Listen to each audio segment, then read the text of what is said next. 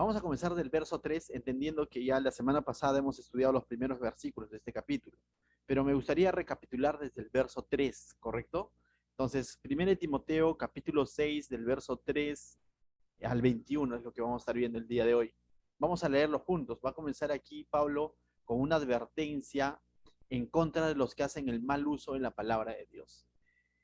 Eso era una realidad en los tiempos de Pablo, en los tiempos de Timoteo, es una realidad a través de la historia de la iglesia. El mal uso de la palabra de Dios es una realidad.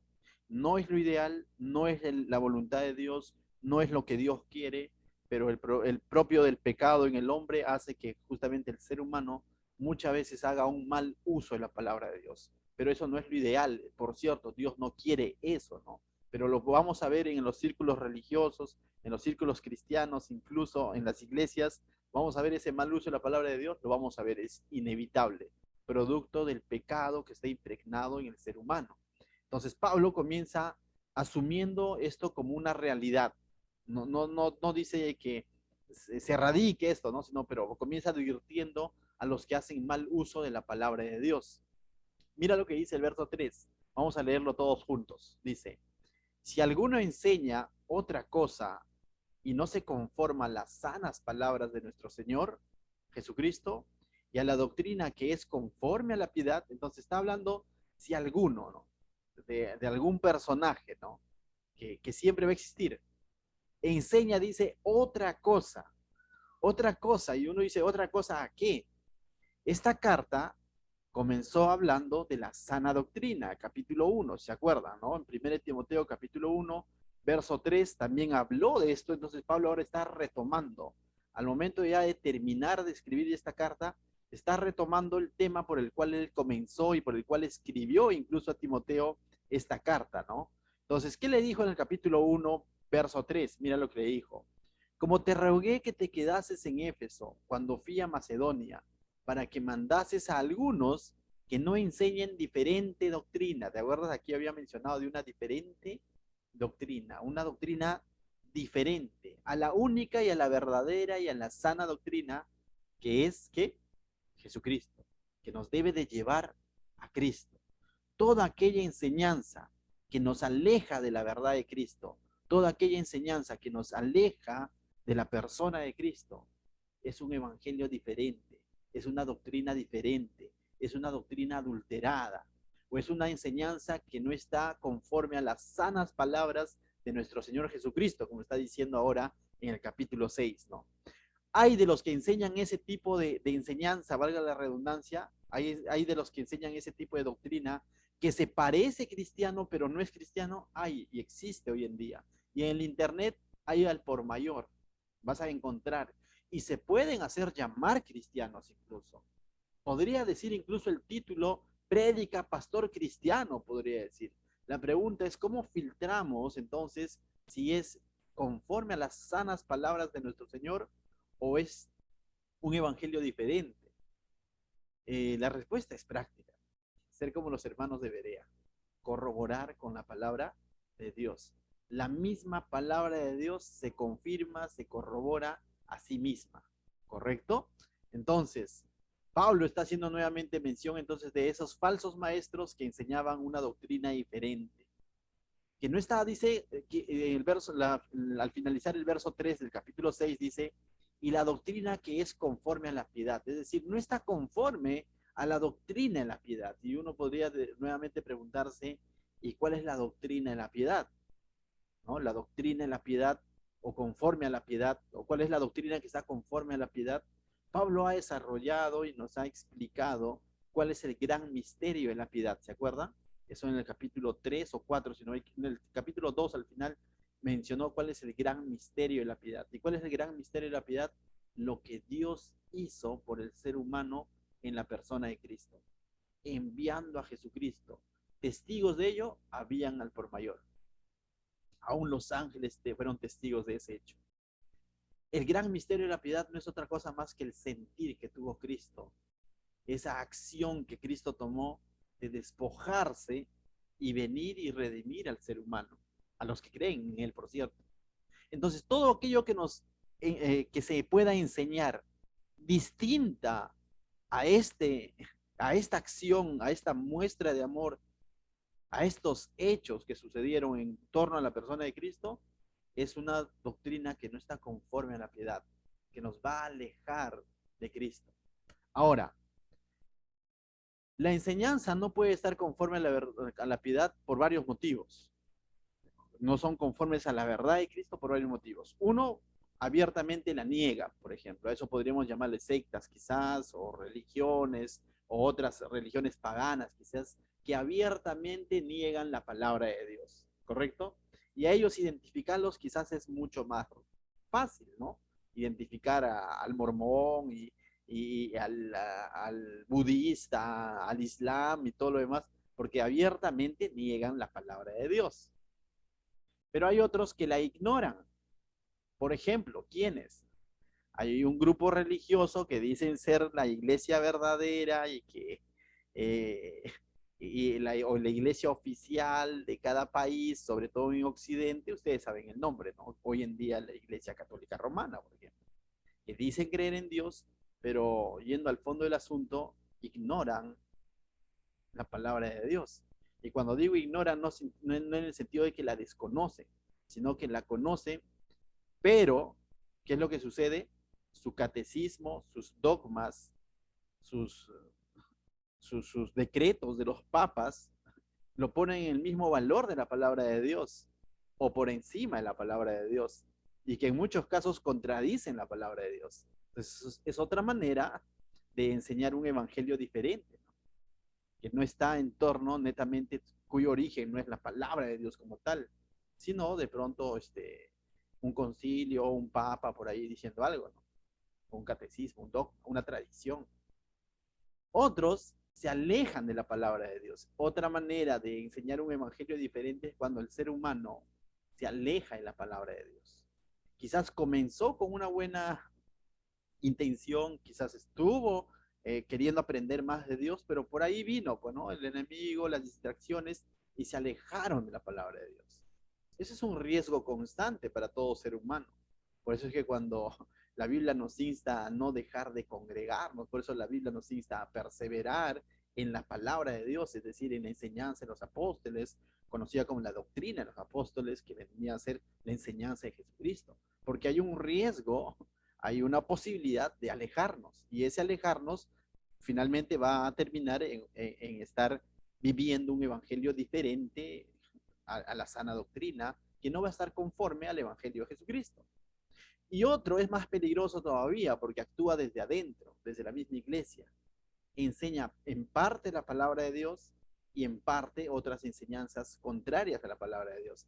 O la palabra de Dios distorsionada, famoso evangelio de la prosperidad, ¿no? O sea, donde se saca pasajes de la Biblia para hacerle decir a la Biblia lo que el exponente o lo que el ponente o lo que el predicador quiere que diga, ¿no? Entonces distorsiona la palabra de Dios. Es otro riesgo y es más peligroso, creo yo, porque está dentro muchas veces de la iglesia. Por cierto, cuando Pablo escribe a Timoteo, estas personas lo más probable es que estaban dentro de la iglesia, ¿no? Por eso que Pablo exhortó a Timoteo y le dijo, te ruego que te quedes en Éfeso para que mandases a esos algunos que no enseñen diferente doctrina, ¿te das cuenta? Porque el peligro estaba dentro. Y Timoteo ahora, más adelante, en este último capítulo, lo va a exhortar a pelear la buena batalla, ¿te das cuenta? Es interesante, ¿no? Porque no va a ser fácil erradicar esa falsa enseñanza, por así decirlo. ¿Por qué? Porque el origen de toda esta falsa enseñanza que no está de acuerdo a la enseñanza de Jesucristo es el enemigo, ¿no? Que ha distorsionado la mente del ser humano. Bueno, el ser humano tiene culpa, ¿no? El falso maestro tiene culpa en esto, tiene responsabilidad, pero su origen también es espiritual, ¿no? Entonces, no es algo tan fácil de erradicar. Por eso demanda de perseverancia, ¿no? De pelear todos los días la buena batalla. Entonces, verso 4, mira lo que nos dice. Como paréntesis, hoy en día estamos expuestos a estos riesgos de negar la palabra, de ignorar la palabra, de alejarnos de la palabra, de distorsionar la palabra. Sí, todos los días estamos expuestos a ello. ¿Qué hago para contrarrestar eso? Hay una palabra que nosotros hemos aprendido en estos años. Se llama persevera. En la medida que tú estás perseverando, no en tus fuerzas, sino en tu dependencia de Dios, congregándote en la palabra, en la oración, en la coinonía unos con otros, viendo y buscando siempre conmemorar a Cristo. Por ejemplo, mañana tenemos Santa Cena, recordar nuestro origen, ¿no? ¿A qué se debe nuestro cristianismo? Las cosas cambian. Entonces, cada vez más esta tentación de alejarnos, de negar la palabra, va a ser menor. Pero en la medida que me enfrío y me encierro y me aíslo, hay problemas. Estoy exponiéndome justamente a ese peligro latente. Verso 4 dice, va a seguir hablando de estos hombres, ¿no? De estos hombres que estaban enseñando una enseñanza distinta a la de Jesucristo. Dice, dice, no, verso 4, disculpen, sí, tener la piedad. Dice, está envanecido, nada sabe, dice, no, se me acortó, creo, aquí un ratito. Si me podría leer, dice, claro, porque está hablando, ¿no? Si alguno enseña otra cosa que no está conforme a las sanas palabras del Señor Jesucristo y a la doctrina que es conforme a la piedad, dice, está envanecido. Aquellas personas que enseñan todo aquello que es contrario a la palabra de Dios, dice, están envanecidos y nada saben, dice Pablo. Pero esto parece curioso, pero estas personas que enseñan justamente este evangelio diferente, creen saber más que Dios incluso, ¿me entiendes? Porque le dan su propia interpretación y le dan su propio juicio muchas veces a los pasajes. Perdón, nuevamente estamos aquí. Continuamos. Decía, ¿no? Pablo dice que estas personas que enseñan este evangelio diferente están envanecidos y no saben nada y deliran acerca de cuestiones y contiendas de palabras de las cuales nacen envidias y va a decir todo lo demás. Pero da dos características de estas dos personas. ¿Qué cosa? Están envanecidos. Una característica del falso maestro, una característica de aquel que está llevando una falsa enseñanza es la soberbia, es la autosuficiencia, es creer que sabe incluso más que Dios. El soberbio piensa saber más que Dios mismo, ¿me entiendes? Tú le podrías decir, pero la Biblia dice acá, sí, pero mira, te va a tratar de explicar desde otra fuente, ¿no? Pero la ciencia, pero esto, pero aquello, pero la tradición, ¿no? El Papa tal dijo tal cosa en tal año. O sea, es una soberbia absurda, ¿no? Porque es una soberbia que se está poniendo por encima de la palabra de Dios. Y Pablo dice, bien claro lo dice, ¿no? Cuando en el fondo nada sabe. Cuando en el fondo lo que está haciendo es ignorar la palabra de Dios. Y Pablo los va a catalogar aquí bien chévere, dice. Y delira acerca de cuestiones y contiendas de palabras, de las cuales nacen envidias, dice, pleitos, blasfemias, malas sospechas, disputas necias, de hombres corruptos de entendimiento y privados de la verdad, dice, que toman la piedad como fuente de ganancia. Apártate de tales. Entonces, pastor, pero pareciera que la Biblia se contradice, porque estamos estudiando paralelo a este libro, el libro de Romanos, ¿se acuerdan? Y en el libro de Romanos capítulo 11, 14, que vimos la última vez, decía que debemos de recibir a los débiles en la fe, ¿se acuerdan? Y recibir es uh, hospedarlos, es aceptarlos, ¿no? Es cobijarlos. Pero dice a los débiles en la fe. Y hablábamos que en ese sentido, cuando hay diferencia de opiniones en cosas que vendrían a ser secundarias o que no están explícitas en la palabra de Dios, como por ejemplo en el contexto del libro de Romanos, cuando Pablo está diciendo esta palabra, recibir a los débiles en la fe, está hablando en torno a la comida, por ejemplo, y al día, ¿no? Que de pronto había ahí sus cositas en cuanto a eso. Y Pablo dice, no lo juzgues, tampoco el otro debe menospreciar, simplemente recíbelo, acéptalo, porque Cristo lo ha recibido. Pero aquí es un ejemplo totalmente distinto. Estas personas han venido al conocimiento de la palabra de Dios y abiertamente están enseñando doctrina fundamental contraria a la de Cristo. No son diversas opiniones, no es contraria a la de Jesucristo. De tal manera que al ser una doctrina contraria a la de Jesucristo, porque la doctrina de la piedad La enseñanza de Cristo hace que la iglesia esté unida, unida en la persona, todos viendo a la cabeza y honrando a la cabeza. Pero este tipo de enseñanza pretende poner dos, tres cabezas dentro de la iglesia y no la de Cristo. Y por ende, ¿qué es lo que trae este tipo de enseñanza? Trae envidia, pleitos, blasfemias, malas sospechas, disputas necias de hombres corruptos de entendimiento, quienes privados de la verdad dice toman piedad como fuente de ganancia. El propósito de este tipo de enseñanza, de estos falsos maestros, no es glorificar a Cristo. No es buscar una iglesia unida donde todos crecen, edificándose unos a otros en un mismo espíritu. No es una iglesia donde los maduros estén llevando de la mano a los débiles en la fe. No. Esto lo que pretende, esta falsa enseñanza, es desviarnos de la cabeza. Y si nos desviamos de honrar a la cabeza, que es Cristo, vamos a estar más separados que nunca, ¿no? Porque el que une es Cristo. El que oró para que la iglesia sea unida es Cristo. Entonces, ante este peligro, ¿qué es lo que dice Pablo a Timoteo? Ante este peligro que va a desatar envidia, pleito, blasfemia, malas sospechas, disputas necias. ¿Alguna vez has vivido en un ambiente como ese? En el mundo, eso es normal. En el trabajo, ¿no? En los estudios, en el centro de estudios, de trabajo.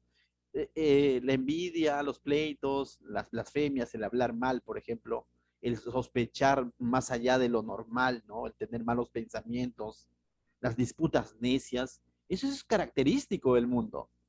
Y eso, como dicen, bueno, es parte de la vida, pero eso no puede ser posible dentro de la iglesia, ¿o sí? No.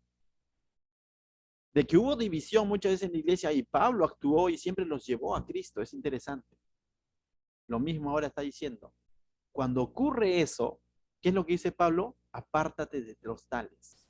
Porque estos tales están siendo intencionales, ese es su propósito, dividir la iglesia, distorsionar a los creyentes de poner su mirada en Cristo, distorsionar su dependencia de Cristo y que comiencen a depender de otras cosas. Pero esto tenía un propósito en estas personas. Dice que toman la piedad, verso 5, la última parte, que toman la piedad como fuente de ganancia. Y ahí vemos, ¿no? De que ellos son los que querían de alguna manera sacar provecho, justamente, y que las enseñanzas que estas personas están trayendo tienen un propósito. ¿Qué cosa? Que este portador de esta mala enseñanza salga con provecho, saque ganancia de eso. ¿Ocurre hoy en día eso? Sí, ocurre. De toda secta, de toda religión falsa, justamente el fin de todo esto va a ser sacar provecho de la ignorancia del creyente, por así decirlo. Amén. Pero cuando llevamos un evangelio conforme a la piedad de Jesucristo, es un evangelio que nos hace libres, es un evangelio que unifica, es un evangelio donde va a erradicar la envidia, los pleitos, las blasfemias, las malas sospechas, las disputas necias. Es un evangelio que nos llama a la comunión, a la unión mutua, a crecer unos con otros juntamente, conforme a la cabeza que es Cristo. Verso 6, continúa Pablo, dice. Y Pablo va a decir, ¿no? O sea, y qué tonto, porque estas personas que de pronto enseñan eso y creen que están sacando ganancia de enseñar un evangelio diferente, en realidad se están perdiendo de la verdadera ganancia. Porque de por sí ya, mira lo que dice el verso 6, pero gran ganancia es la piedad. Gran ganancia es la piedad. O sea, debemos entender como cristianos que la ganancia no viene por tener posesiones externas, sino la ganancia viene, el simple hecho, ya somos, hay un texto que dice que ya somos vencedores. ¿En quién? En Cristo. Debemos entender que en Cristo ya hemos ganado mucho, ¿no? Y ganado entre comillas, porque no hemos hecho nada. Pero vivir un evangelio correcto, genuino, eso es de gran ganancia. De por sí ya el hecho de que nuestra vida está siendo transformada por la palabra de Dios, eso es de ganancia. Y eso debe suplir toda necesidad, todo vacío espiritual, incluso emocional del creyente. Pero justamente estos falsos evangelios salen a raíz de hacerlo ver al cristiano como insatisfecho, como que Cristo no es suficiente. Y como Cristo no es suficiente, yo te voy a dar algo más para que ahora sí estés bien, para que ahora sí seas feliz. Y no es así. Nuestra felicidad no puede estar eh, supeditada a que me vayan a dar algo fuera de la persona de Cristo. En Cristo yo lo tengo todo. Y eso debe ser, a eso debemos apuntar. Y eso debe de repercutir en un contentamiento continuo en el creyente. Un contentamiento que se evidencia. Yo no me imagino a Pablo, por ejemplo, escribiendo esta carta triste. No me imagino a Pablo animando a Timoteo, él triste, desalentado, como que sin propósito, sin saber qué va a hacer de su vida. Pablo en todo momento, cada vez que ha escrito sus cartas, tú ves que finalmente tiene un contentamiento y esto no quita la situación difícil que vivía Pablo. La siguiente carta, la segunda carta de Timoteo, lo va a escribir desde la cárcel, pero vamos a ver igual su gozo, con su contentamiento.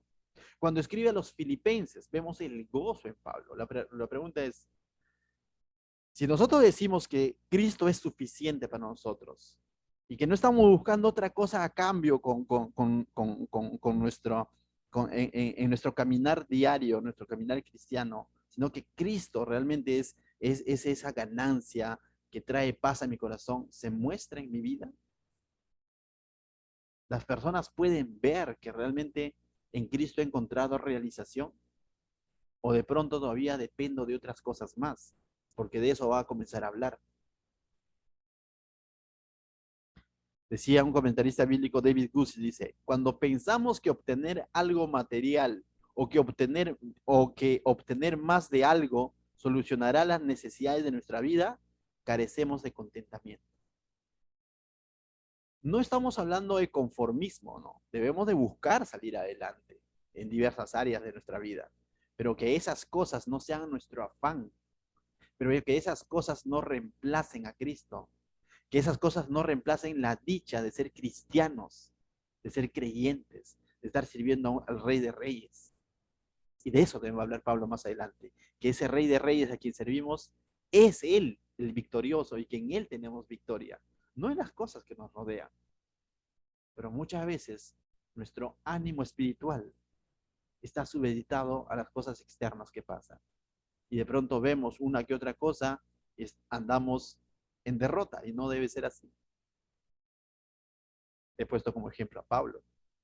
Pablo en todo momento muestra una actitud de victoria y a esa debe ser nuestra actitud como cristianos, más aún como siervos, porque esta es una carta de un siervo a otro siervo, más aún como siervos sabiendo a qué Dios, a qué Señor servimos. Y nuestra actitud no puede ser de derrota. Mira lo que dice Pablo en Filipenses 4, del verso 11 al 13, dice, no lo digo porque tenga escasez, pues he aprendido a contentarme. Es decir, cuando Pablo estaba aguja, estaba contento en el espíritu. Cualquiera sea mi situación, dice, sé vivir humildemente y tener abundancia. En todo y por todo estoy enseñado. Así para estar saciado como para tener hambre. Así para tener abundancia como para padecer necesidad. Todo lo puedo en Cristo que me fortalece. Ahora entiendes todo lo puedo en Cristo que fortalece. No es que Pablo estaba pretendiendo lograr algo y por tanto escribía todo lo puedo en Cristo y yo lo voy a lograr. No, no, no. Pablo está diciendo que todo lo puede en Cristo, todo lo puede soportar. La situación, la circunstancia sea buena o mala, él todo lo va a poder soportar y va a aprender ha aprendido a vivir en contentamiento porque Cristo es suficiente para él. La pregunta es, ¿Cristo estará siendo suficiente para nosotros? O de pronto todavía tenemos ahí ciertos vacíos que pretendemos llenar de otra manera. Para decir todo lo puedo en Cristo que me fortalece, realmente tengo que haber aprendido a vivir en las buenas y en las malas. Y no depender de lo externo, no depender de las circunstancias, Verso 7, volviendo a Timoteo y seguimos avanzando, dice. Porque nada hemos traído a este mundo, va a explayarse un poco más Pablo y va a dar cuál es el corazón, por qué es que debemos estar contentos, ¿no? Dice, porque nada hemos traído a este mundo y sin duda nada podremos sacar. Entonces lo que Pablo está diciendo, ¿qué tanto le estamos poniendo la esperanza a las cosas de este mundo si nada has traído y tampoco nada te lo vas a llevar? Si finalmente estamos creyendo en Cristo que Él nos va a llevar a unas moradas eternas, ¿no? Entonces, ¿qué tanto nos hemos centrado nuestras miradas aquí en la tierra? Dice, así que teniendo sustento y abrigo, estemos contentos, ¿no? Pablo dice, mientras tengamos lo necesario, estemos contentos. Pero aún este necesario no es que nos va a traer contentamiento. Mientras hoy día tenga ropa, estoy contento. No, no, no. En realidad el que va a traer contentamiento al corazón del creyente es la persona de Cristo. Y lo que te está diciendo Pablo es que siempre vas a tener lo necesario. Y ciertamente puedo dar fe de ello, que mientras los 15 años de creyente que tengo, como no sé si algunos ya han escuchado esta frase de alguien más, de pronto quizás no somos ricos, no somos adinerados, pero siempre ha habido un pan sobre nuestra mesa, pero siempre ha habido un abrigo, un techo. Y ese es Cristo, la fuente de todo. Y lo que Pablo está queriendo erradicar, Pablo no está de pronto animando al conformismo, no es el enfoque de la carta. Lo que Pablo está exhortando y tratando de erradicar es la dependencia de aquello, la búsqueda y la dependencia de aquello que está fuera de la persona de Cristo, de aquello que yo pretendo que satisfaga mi corazón, que no sea Cristo, de todo aquello que yo le quiera añadir a Cristo o al Evangelio de Cristo. Aprendamos a vivir realmente piadosamente como vivió Cristo. Verso 9 dice, dice, mira, porque los que quieren enriquecerse caen en tentación y lazo y en muchas codicias necias y dañosas que hunden a los hombres en destrucción y perdición, porque raíz de todos los males es el amor ¿a qué? Al dinero. No dice no trabajes y no tengas dinero. El dinero en sí no es pecado. O sea, uy, dinero, pecado. No está diciendo eso, sino que está diciendo que la raíz a todos los males es el amor al dinero. El poner las cosas materiales que cuestan dinero, no, no se está refiriendo solo al efectivo. Ahora podría ser tarjeta, pues de propiedades, tantas cosas. El amor y poner a esas cosas por encima de Dios, eso es el principio o la raíz de todos los males. Todo aquello que yo lo valorizo por encima de Dios, por encima del Señor. Eso es la raíz de todos los males. Todo aquello que toma mayor prioridad y mayor relevancia en mi vida por encima del Señor mismo. Y esto es interesante porque ¿cuál es el primer mandamiento el cual le preguntaron a Jesús y Jesús magistralmente respondió y que también está en Deuteronomio, por cierto? ¿Cuál es? Amarás al Señor tu Dios con toda tu mente, con todo tu corazón. Y también es el primer mandamiento, por así decirlo, de la ley, ¿no? Ama al Señor tu Dios por todas las cosas. No va a haber otro que tome su lugar. Entonces, justamente cuando yo olvido ese principio de tener a Dios como la prioridad en mi vida, justamente es porque estoy valorizando cualquier otra cosa por encima de ello. Y esa es la raíz de todos los males. Dice, el cual codiciando algunos se extraviaron de la fe y fueron traspasados de muchos dolores. Y Pablo incluso está mencionando casos de muchos que han codiciado otra cosa y han puesto otras cosas en su agenda por encima de Cristo en su vida y se han extraviado de la fe. Y esto es triste. ¿Alguna vez te has encontrado con personas que dicen, yo antes también, cuando era joven, iba a la iglesia? Tiempo atrás, y nosotros a veces encontramos personas ahí por el propio del trabajo, interactuamos mucho con personas, sean adultos o jóvenes, y de pronto dice, sí, mi papá también va a la iglesia y por ahí sale un alumno que ve que tiene necesidades emocionales y descuido, muchas cosas y dices, mi abuelo también es pastor y como que por ahí sale que en algún momento iba a la escuela dominical y de alguna manera los afanes de este mundo ahora los han apartado porque solamente apelan a su pasado y a decir, yo también en algún momento eh, era cristiano, dicen. No estamos catalogando si ahora no lo son, ¿no? Porque cristiano es cristiano y no es que va a perder su salvación. Lo que estamos viendo es de que el hecho de que en algún momento tuvieron una participación con el Señor, una participación con las cosas del Señor y ahora ya no lo tienen. Y lo ven nada más con cierta nostalgia y dicen, algún momento volveré. Pero porque si hay que volver, el momento de volver es hoy, ¿no? Ahora, dice, ¿no? Si dice, si oyeres hoy su voz, no endurezcáis vuestro corazón. Amén. Yo creo que más de uno está escuchando la palabra de Dios el día de hoy. Y si hoy estás escuchando la voz del Señor, no endurezcas tu corazón. Busca al Señor. Él realmente va a saciar tu corazón. Él realmente va a traer contentamiento a tu vida y no las cosas materiales. Salmo 62, verso 10 dice, si se aumentan las riquezas, no pongáis el corazón en ellas. También suele ocurrir esto, ¿no? Que cuando estamos en una situación difícil quizás, y como Pablo, quizás situaciones difíciles, buscamos de Dios, ¿no? Y como que dependemos de Dios, ¿no? Porque de esta nadie me salva, ¿no? Estoy tan ajustado que de esta no me salva nadie. Me he metido en un problema. Y Dios va a obrar ahí, ¿no? Va a extender su mano, ¿no es cierto? Pero, y ahí estoy como que con el Señor aferrado, ¿no? Pero luego pasan las semanas, los meses y las cosas como que mejoran, ¿no? Y como dice el Salmo 62:10, si aumentaren las riquezas, incluso comienza a haber provisión, por así decirlo. Pero dice el salmista, no pongáis el corazón en ellas. Pero no pongas tu corazón sobre las bendiciones, sino pon tu corazón sobre el Dios que bendice. Porque cuando las bendiciones se convierten en distracciones, fuiste. Nuestra confianza no debe de estar en la provisión que Dios da, sino en el Dios proveedor, ¿me dejo entender?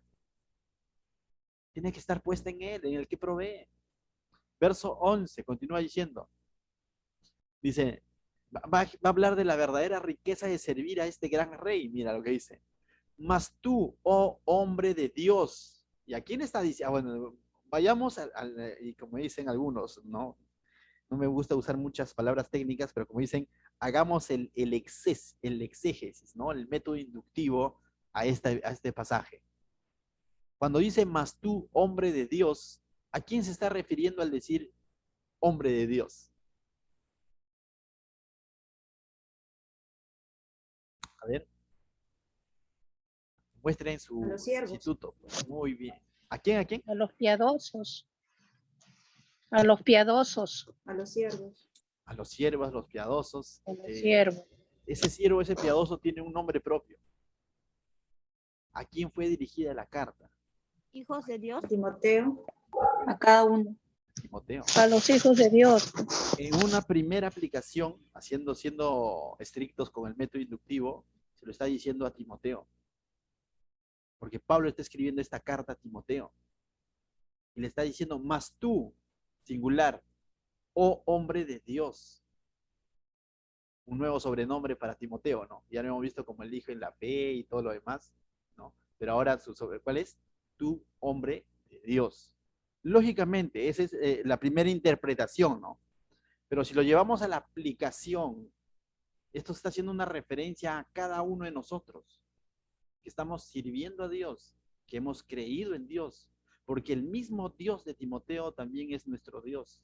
Porque así como Timoteo tenía que tener su contentamiento y su confianza puesta en Dios y no en las cosas externas ni ganancias, como los otros falsos maestros sí lo estaban teniendo en otras cosas ganancias y tenían otras intenciones de traer esas falsas enseñanzas, pero también se aplica a nosotros. De la misma manera, nuestra confianza tiene que estar puesta en Dios. Y esta noche el Señor, a través de su palabra bien eficaz, te dice, mas tú, hombre de Dios, mas tú, mujer de Dios, mas tú, Adelí, más tú, Teófilo, más tú, Mauricia, más tú, Amelia, más tú, Luis, más tú, Luz, más tú, Keila, y así sucesivamente te dice a ti. ¿Qué te dice? Huye de estas cosas. Huye de estas cosas. ¿Qué cosas? De todo aquello que le quiera robar ese único lugar que le corresponde a Cristo. De todo aquello que yo creo que me va a dar contentamiento fuera de la persona de Cristo. El que realmente da contentamiento al creyente es Cristo. Y eso nos debe de bastar. ¿O acaso no ha dicho, venid a mí los que estén cargados y afanados, que yo os haré descansar? Si estoy en Cristo, ¿qué razón hay de que esté afanado? Si estoy afanado es porque no estoy reposando en la persona de Cristo. No es que de pronto Pablo era un superhombre, no lo era. Pablo era igual de carne y hueso, igual que tú y yo, pero pasó pruebas mayores a las tuyas. Pero él había aprendido a vivir gozosamente, en contentamiento en Cristo, en abundancia y en escasez. Su mirada estaba puesta en Cristo. Lo mismo te dice el Señor. Huye de estas cosas y mira lo que le dice. Y sigue la justicia, la piedad, la fe, el amor, la paciencia, la mansedumbre. Es decir, vive como cristiano. El cristiano sigue, busca hacer lo correcto, lo agradable a los ojos de Dios. El cristiano vive piadosamente, con ese mismo sentir que tuvo el Señor Jesucristo, con esa humildad de siervo. Así vive el cristiano. La fe, el cristiano vive no por ojos, sino por fe, poniendo su mirada en el Señor, con esa esperanza en el Señor proveedor, en el Señor justo, en el Rey de Reyes. Así debe ser la característica de un cristiano. La pregunta es, ¿las personas que nos rodean ven eso en nosotros o de pronto ven que ante una situación complicada, quizás, no sé, nos desarmamos fácilmente? ¿Qué ejemplo le estamos dando como siervos a los que nos rodean? Aquellos que aún no son creyentes o quizás están simpatizando con el cristianismo y que a través de ti podrían ver a Cristo en tu perseverancia, cuando estás siguiendo la justicia, la piedad, la fe, el amor, la paciencia, la mansedumbre, a través de cómo tú actúas, esas personas puedan estar viendo a Cristo y decir, yo quiero ser como Él. ¿Dónde está la fuente de su contentamiento? Y ahí es donde diremos, es Cristo. Pero si estamos inmersos quizás en un centro de trabajo o en un grupo familiar de entre creyentes y no creyentes, familia de sangre me refiero, pero el cristiano es el primero que se derrumba, ¿te imaginas?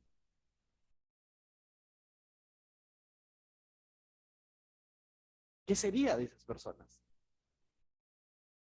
Y el cristiano es el primero que entra en desesperación y en dependencia de otras cosas y no de su Señor.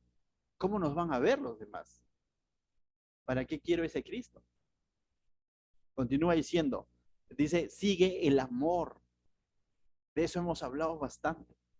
El verdadero amor que edifica, el amor que no busca lo suyo. 1 Corintios capítulo 13, de ese verdadero amor. Ese amor que llena todo. Y amor no hemos entendido que no es cariñito, ¿no? O sea, no se trata de eso. Amor es, dice, sufrido muchas veces. El amor no busca lo suyo, no busca satisfacer. Eso es egocentrismo, ¿no? Cuando buscamos satisfacer nuestro, no, el amor piensa en el prójimo, en el otro. La paciencia, ¿no? Que nos falta muchos quizás, la paciencia. Y paciencia no lo vamos a obtener porque de pronto nos enseñen técnicas de respiración. ¿Ah? Paciencia lo vamos a entender en la medida que entendemos que Cristo es paciente con nosotros, ¿no? Y cuando oramos por paciente, más personas a nuestro alrededor nos va a poner para aprender a ser pacientes, ¿no? Porque no depende de técnicas de respiración, porque uno dice, ¿quieres ser paciente? Haz esto. Se te va a pasar. Créeme, yo lo he hecho y muchas veces he perdido la paciencia, entonces digo, no funciona. Voy a aprender paciencia cuando solamente pueda entender que Cristo fue paciente conmigo. ¿Ven? Él es el ejemplo de paciencia. Mansedumbre, ¿no? La mansedumbre. Mansedumbre decíamos que no es sinónimo de cristiano débil. Mansedumbre es sinónimo de cristiano fuerte.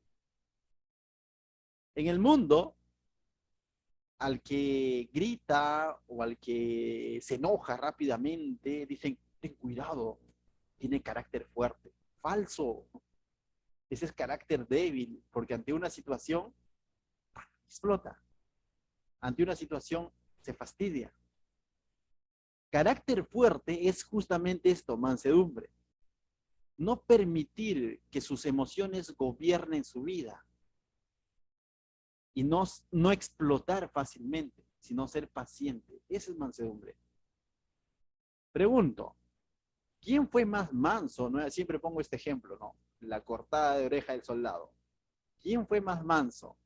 O veámoslo así. Ya, primero, ¿quién fue más manso? ¿Jesús o Pedro? Jesús. Jesús fue mucho más manso que Pedro. Pedro fue el de carácter fuerte, según el mundo, ¿no? Porque a Pedro, a sus amigos no le puede hacer nada, porque él saca la espada. Oh, carácter fuerte. Falso. Pedro terminó siendo el débil. Y no significa que Jesús era débil, sino Jesús que dijo, ¿acaso yo no puedo pedir que venga una legión de ángeles y me desaparezcan estos soldados? ¿Cuánta verdad tienen aquellos eruditos cuando dicen que mansedumbre es poder bajo control, dominio propio?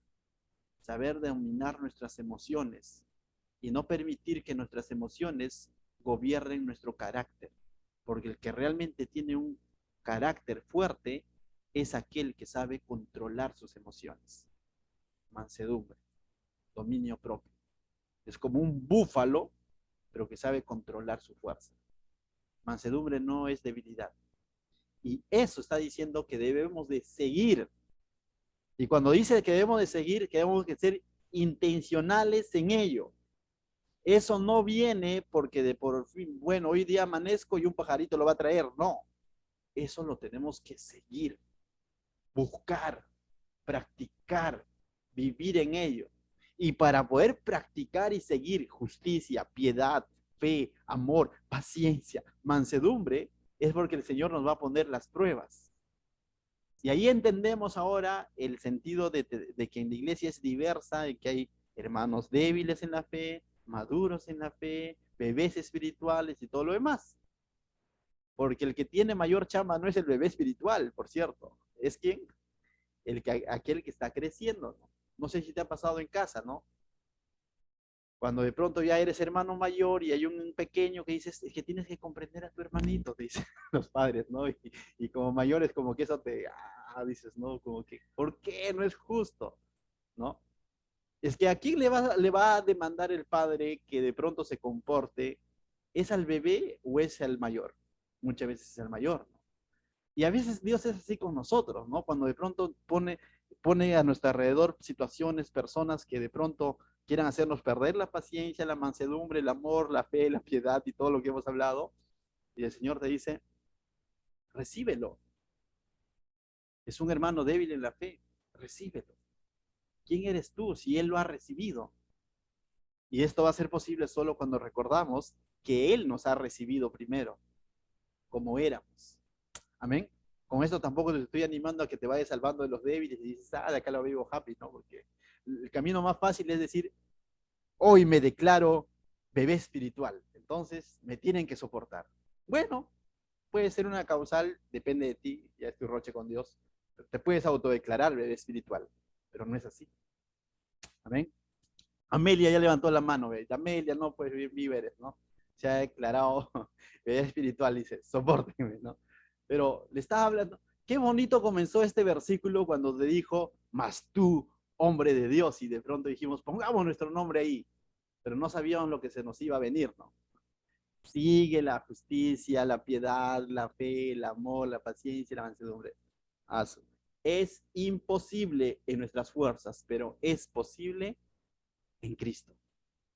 En Cristo todo esto es posible. Y ahí podríamos decir, todo lo puedo en Cristo que me fortalece. ¿Todo qué? Esto, pues, ¿no? Puedo seguir la justicia, la piedad, la fe, el amor, la paciencia, la mansedumbre en Cristo que me fortalece. Pero fuera de él, estoy frito. Va a salir mi Pedro con la espada y va a volar orejas. ¿Alguna vez ha sucedido así? ¿Alguna vez hemos sucedido así, no? Y ahí es donde nos metimos en el saco de lo de pronto, que nos volvimos como ese niño que terminó discutiendo con el bebé, ¿no? Y nos terminamos comportando como bebés. Y el bebé todavía va a decir, él me pegó. De pronto tú dices, pero tú comenzaste. No, no es así. Verso 12 dice, eh, pelea la buena batalla. Vuelvo a decir, decía hace un momento la palabra intencional. Esto no es automático. Esto requiere la intención, la voluntad del creyente, del siervo. Pelea la buena batalla. Y Pablo le está diciendo a Timoteo que tenga esa determinación de un soldado. Está usando palabras de la milicia, ¿no? Y le está diciendo, pelea la buena batalla. O sea, sé determinado como un soldado. De manera figurativa, quizás vemos esos comandos, ¿no? Que se pintan la cara y todo. Ya me imagino en el ámbito espiritual, Timoteo como que de pronto teniendo su concentración, su tiempo de oración con el Señor y todo lo que hacen los comandos de manera externa, pintándose la cara y van tomando valentía. En el caso de nuestro es todos los días dependiendo de Dios, diciendo, necesito pelear la buena batalla. A esto he sido llamado, a pelear la buena batalla. La vida cristiana no es fácil. La vida cristiana requiere ciertas situaciones en las que nuestra fe va a ser puesta a prueba. Porque dice, pelea la buena batalla de la fe. Muestra tu fe. Que tu fe en Cristo salga victoriosa y no en derrota. Echa mano de la vida eterna. Le está diciendo, recuérdalo. O sea, finalmente, esto es pasajero. Estamos viviendo en un tiempo donde vamos a estar constantemente puestos a prueba, pero finalmente, recuerda, se nos ha prometido la vida eterna. Allá sí se acabarán todos los tipos de pruebas, aflicciones y todo lo demás, porque allá no habrá pecado. Allá estaremos en una paz completa con Dios. Pero mientras estemos aquí, pelea la buena batalla en la fe. Muestra tu fe ante las circunstancias difíciles. Dice, a la cual asimismo fuiste llamado. Entonces, y al usar este término de milicia, lo que Pablo le está diciendo, tú has sido reclutado para esta batalla. ¿Te das cuenta? Has sido reclutado. Y la pregunta es, ¿por quién? ¿Quién llamó a Timoteo? ¿Pablo? No, Dios. Y lo que nos está diciendo entonces es de que peleemos la buena batalla al cual nos ha llamado Dios, nos ha convocado a pelear esta buena batalla. Habiendo hecho la buena profesión delante de muchos testigos. Y es interesante porque ciertamente Dios es el que llama, pero Timoteo también tuvo su parte en que voluntariamente aceptó ese llamado. No es que Timoteo fue llevado obligado a pelear esa buena batalla. Y está hablando en el sentido del servicio a Dios, en el sentido de hacer defensa de la verdadera y sana doctrina, en el sentido de marcar la diferencia con los falsos maestros, con las falsas enseñanzas que traían todo lo contrario, en el sentido en el que debemos de seguir la justicia, la piedad, la fe, el amor. Es una batalla de todos los días, pero es una batalla que ha sido ganada.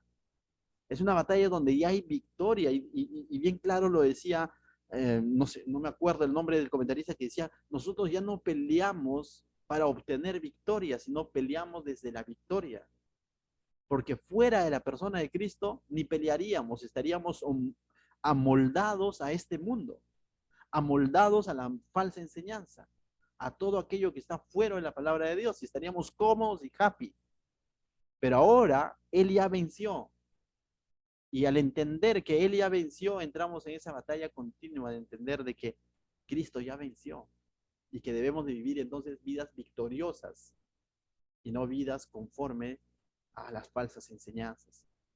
Bien, entonces, pero aquí hay una participación tanto de parte de Dios llamando a Timoteo como que, y de Timoteo que ha hecho una buena profesión, ¿no?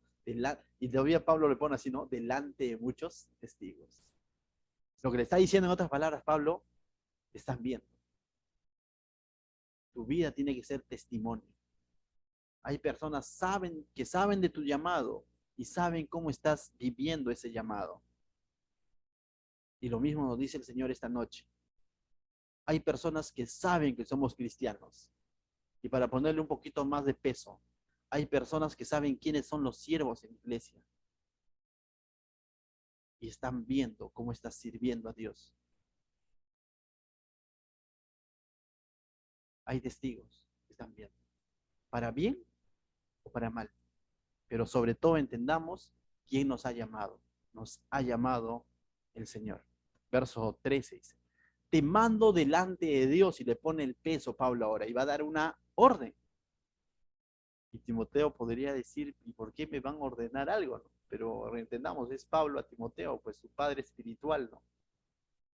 Su mentor, por así decirlo, ¿no? El que lo sacó del anonimato y de pronto lo llevó en sus viajes, ¿no? Y ha formado en Timoteo, luego lo ha encomendado y le ha rogado que vaya a Éfeso, ¿no? Es su padre espiritual en el buen sentido.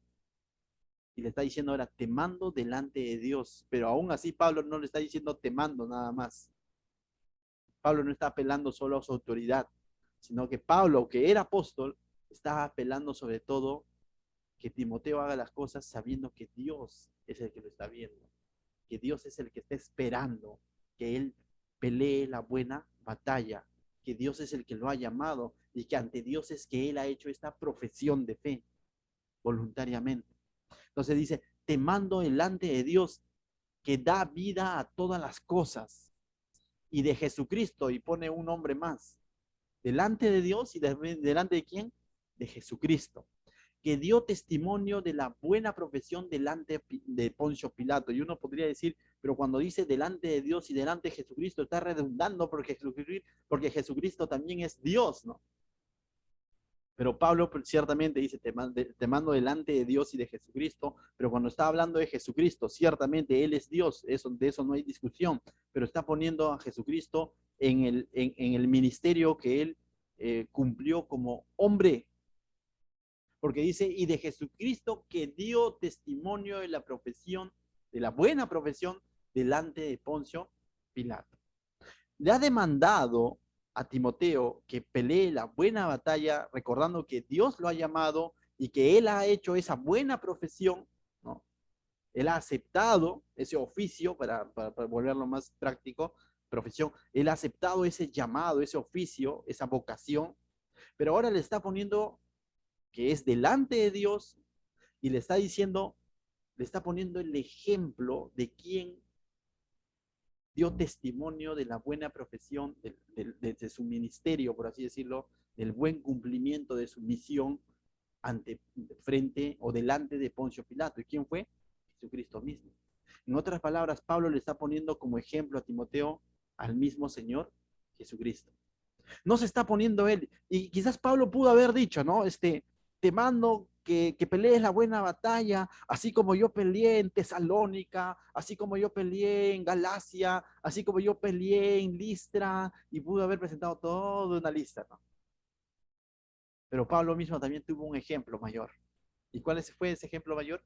Jesucristo, quien dio testimonio, dice, de la buena profesión delante de quién? De Poncio Pilato. Y recordemos brevemente, por cuestión de tiempo, ese evento en el que Jesucristo está delante de Poncio Pilato.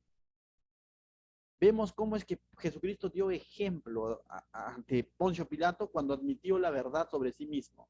Le dijo, con que tú eres el Hijo de Dios. ¿Y qué dijo Jesús? Tú lo has dicho. O sea, Jesucristo en todo momento habló con la verdad. Jesús testificó a Poncio Pilato en cuanto a la soberanía de Dios, ¿no? Cuando le dijo, la autoridad que tú tienes se te ha sido dada.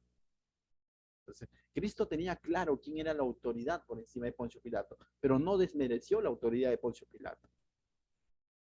Cristo también dijo, guardó silencio cuando se le acusó injustamente. Sabía de quién venía esta acusación y sabía a dónde lo iba a llevar esta acusación, y él guardó silencio. Entonces, Cristo nos dio ejemplo de cómo actuar en una situación difícil. Cristo nos dio ejemplo claro de que se sometió a la autoridad del Padre, a la voluntad del Padre. Cristo nos dio ejemplo de mansedumbre frente a Poncio Pilato. Pero al mismo tiempo Cristo nos dio ejemplo de hablar con la verdad frente a Poncio Pilato. Cuando él pudo mentir y de pronto ser librado de la pena. Cristo nos dio ejemplo de no defenderse en sus fuerzas, porque el propósito por el cual iba a ser crucificado era más que su propia libertad. Y eso es lo que debe de aprender todo siervo de Dios, que en todo momento somos llamados a hacer lo justo, lo que agrada a Dios y no lo que agrada a nuestra carne. Que en todo momento somos llamados a mostrar mansedumbre y no ser fosforitos. En todo momento somos llamados a ser pacientes. A todo momento somos llamados a hablar con amor, pero la verdad. Y nuevamente, el que ama habla con la verdad. Y el que dice hablar la verdad lo tiene que ser con amor. Ese fue Cristo. Entonces Pablo está pidiendo a Timoteo tener el mismo sentir que el Señor Jesucristo.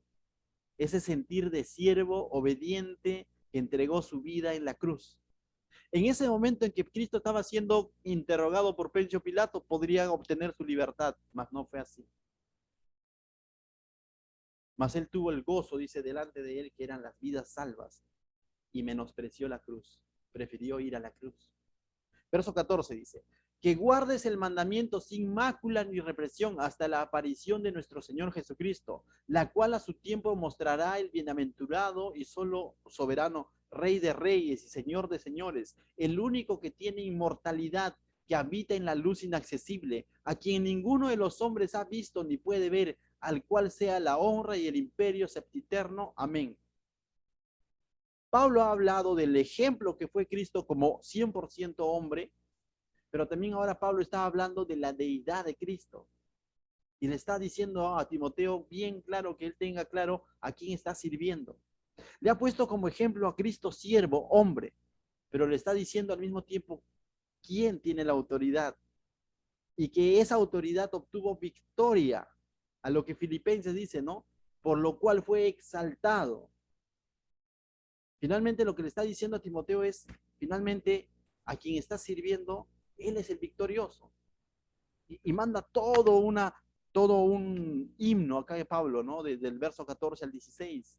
El único que tiene inmortalidad, que habita en la luz inaccesible, a quien ninguno de los hombres ha visto ni puede ver, al cual sea la honra, el imperio, el septiterno, amén, y a la enésima potencia. ¿Qué más necesita Timoteo? Que le pongan el ejemplo, pero también que le pongan cuál va a ser, con quién está su final y en quién está garantizada su victoria al pelear esa buena batalla. Así que siervo, pelea la buena batalla. Verso 17 dice, a los ricos de este siglo manda que no sean altivos. Bueno, ¿quiénes son ricos? Ahí va para todos los ricos. Dice. A los ricos que de este siglo manda, dice que no sean altivos, ni pongan la esperanza en las riquezas, las cuales son inciertas, sino en el Dios vivo que nos da todas las cosas en abundancia para que las disfrutemos. No es malo ser ricos, eso es bueno aclararlo. Hay ejemplos de ricos en la Biblia que creyeron y confiaron en Dios.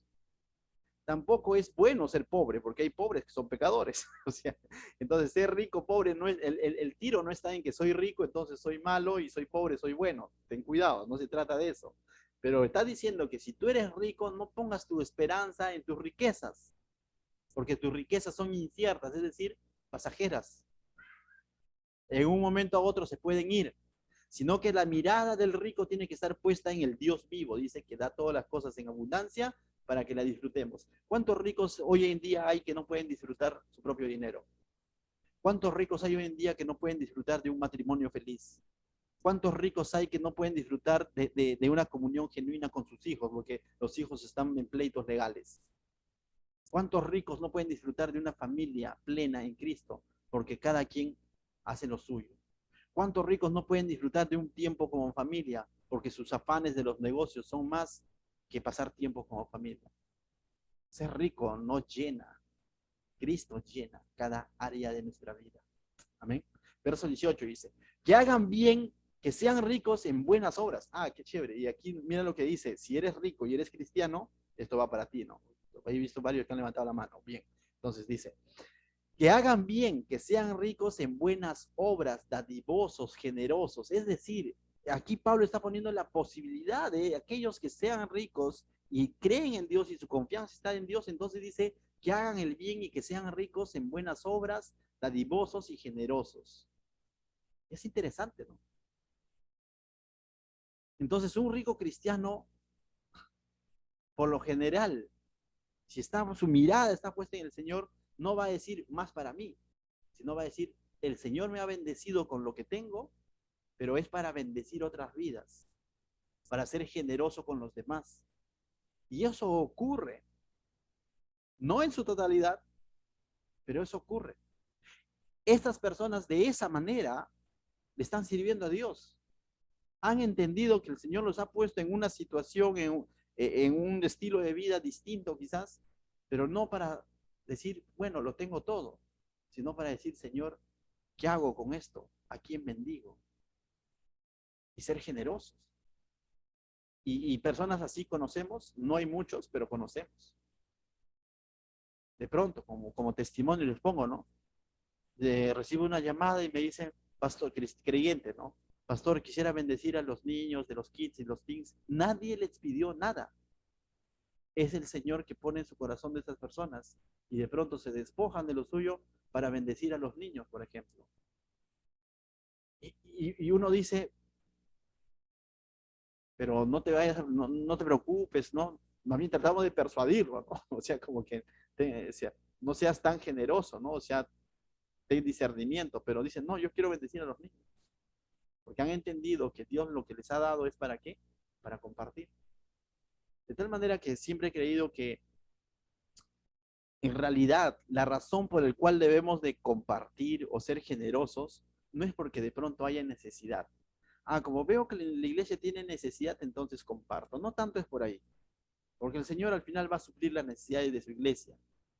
La necesidad que debe tener el rico, o los que tenemos, o los que de alguna manera, en alguna medida, quizás tenemos más que otros, todos de alguna manera, ¿no? Porque a veces decimos, ah, solo el rico, no, aún nosotros somos ricos en Cristo. Pero siempre debemos de buscar esa necesidad de compartir con alguien más.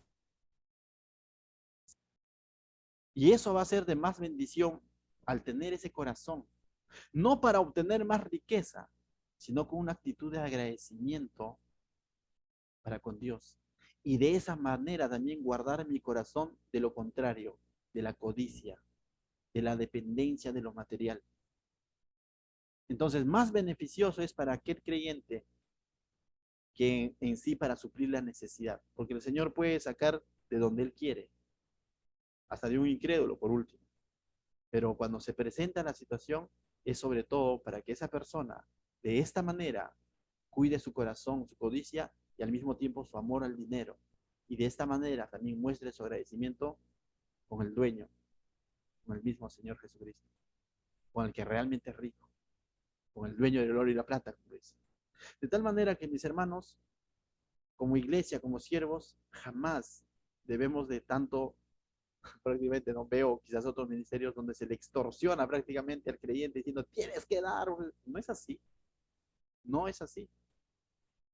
Cuando el creyente realmente está entendiendo y su confianza está puesta en el Señor, la consecuencia va a ser que va a ser desprendido, va a ser generoso, va a ser agradecido con Dios. Entonces, quizás por ahí si eres rico, tranquilo. O sea, si haces con dolor de bolsillo, no lo hagas. Hazlo porque realmente entiendes que tu confianza no está puesta en ti, sino está puesta en el Señor. ¿Amén?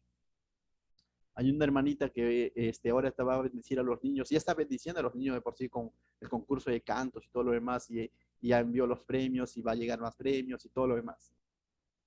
Si les contara un poco de esta hermanita, acaba de perder una propiedad aquí en Pachacute, pero eso no le ha quitado las ganas de seguir sirviendo y seguir viniendo a Pachacute.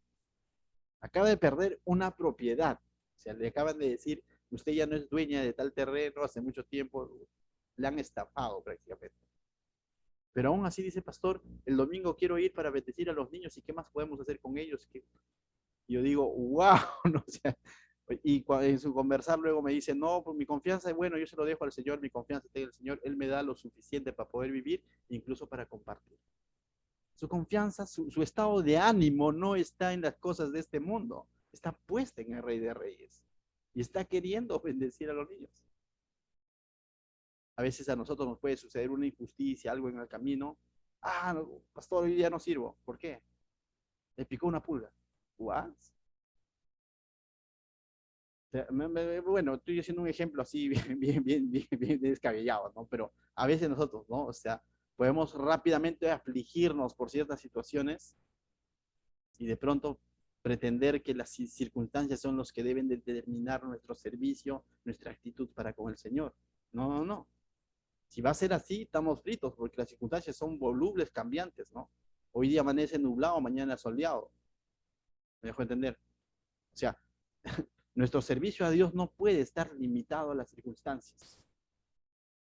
No puede estar limitado a las circunstancias. Tiene que estar realmente puesta en el Señor, porque Él es mi Señor. ¿Amén? Verso 18 dice. 19.